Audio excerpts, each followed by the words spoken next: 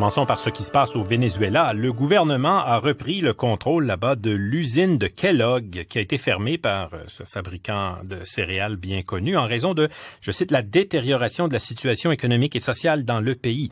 Le président sortant Nicolás Maduro, lui, voit les choses autrement. Il voit une tentative d'effrayer le peuple à quelques jours de l'élection présidentielle. Dimanche, il est candidat à sa propre succession. J'en parle avec notre journaliste Diana Gonzalez. Diana, le président sortant estime que cette décision sera un succès, mais l'opposition appelle que cette élection sera un succès, mais l'opposition appelle à l'abstention. Oui, il y a plusieurs personnes qui comptent répondre à l'appel lancé par l'opposition parce qu'elles estiment que l'élection est truquée. Le président Nicolás Maduro, élu en 2013, n'est pas le seul dans cette course. Son principal adversaire est Henry Falcón. C'est un ancien chaviste. Il était très proche de l'ancien président Hugo Chávez, mais là, il a décidé de faire bande à part. Donc, le chercheur associé à la chaire Raoul Dandurand à l'Université du Québec à Montréal, Diego Osorio, nous dresse son portrait. Quelqu'un de plus pragmatique, toujours dans la courante idéologique du chavisme, mais peut-être plus prêt à établir un point de négociation avec l'opposition. S'il est élu, pourrait peut-être établir un gouvernement qui serait plus ou moins acceptable par différents secteurs de la société vénézuélienne. Donc, il se voit comme les candidats du changement d'une certaine façon. Et c'est sur ça qu'il présente un peu sa plateforme, qui est déjà assez générale, mais qui se veut plutôt ouverte au dialogue. Et pour la population, Diana, la pénurie de produits de première nécessité, pénurie de médicaments aussi, s'accentue de jour en jour. Oui, il y a plusieurs personnes qui mangent même pas leur faim au Venezuela parce que le prix des aliments est très élevé. La plupart de ces produits sont importés.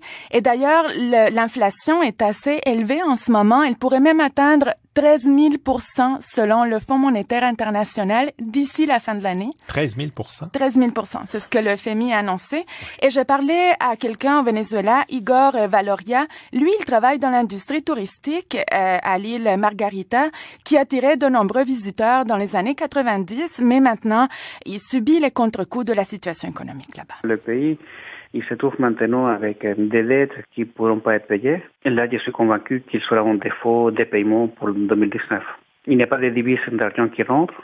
On a un problème, c'est qu'il y a un double marché en parallèle, un marché de la monnaie dans lequel le taux d'échange est imposé par le gouvernement, mais il y a un marché noir. On est vraiment en train de vivre une dollarisation de notre monnaie, dans laquelle on ne pourra même pas penser à dire on va dollariser notre économie, car on n'a pas de réserve internationale pour convertir des bolivars en dollars. Donc là, c'était l'expert en finance basé en France et originaire du Venezuela, Luis Colasante.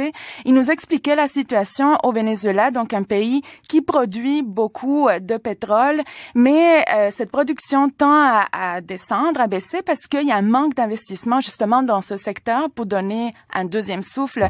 D'ailleurs, il me disait qu'en 2008, il y a 3,4 millions de barils de pétrole qui étaient produits et maintenant, on parle plus de 1,4 million produits actuellement. Est-ce que l'élection de dimanche peut changer la donne, Diana? Pas vraiment, selon Luis Colasante, parce que, selon lui, aucun des deux candidats propose une solution viable. Falcón dit qu'il faut dollariser l'économie, mais si on ne peut pas accéder à des dollars, on ne peut rien y faire. Et si on continue avec le président Maduro, l'économie continuera dans cette spirale de descente. On sortira seulement où il y aura vraiment un réel changement de la restructuration de la dette souveraine, de la restructuration de la dette des obligations, une réelle politique énergétique dans laquelle on puisse avoir des gens qui connaissent bien le business, qui connaissent bien la production pétrolière. Et l'élection sera dimanche. Le président, la personne qui sera élue à ce moment-là, sera en poste jusqu'en 2025. Merci beaucoup, Diana. Au revoir. Notre journaliste Diana Gonzalez. En Égypte, les délégués permanents de la Ligue